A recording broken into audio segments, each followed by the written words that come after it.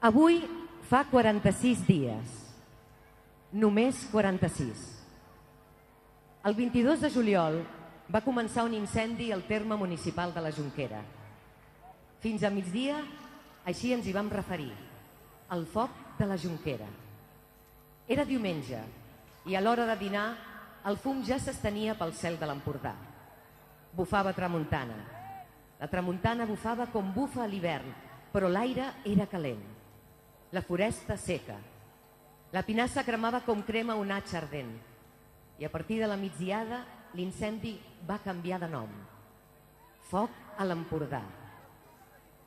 Agullana, Darnius, Boadella, Biure, Pont de Molins, Cantallops, Capmany, Vilarnadal, Masarac, Sant Climent, Cabanes, Terrades, Avinyonet, Llers, Cistella, Vilanant, Vilafant, fins a les envistes de Figueres. I un nou focus a Portbou. I molts municipis més.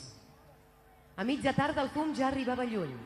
Més lluny de Girona, més lluny de Barcelona i encara molt més avall, de les comarques del Delta fins al nord de les Illes, travessant el mar.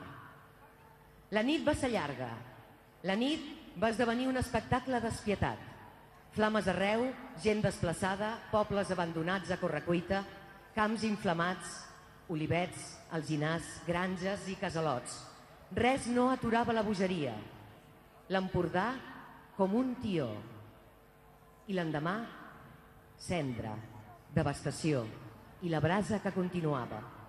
Només la labor obstinada dels professionals de l'extinció, els bombers, dels agents rurals, de les agrupacions de defensa forestal i de desenes i centenars i milers de voluntaris va aconseguir posar-li el peu al coll.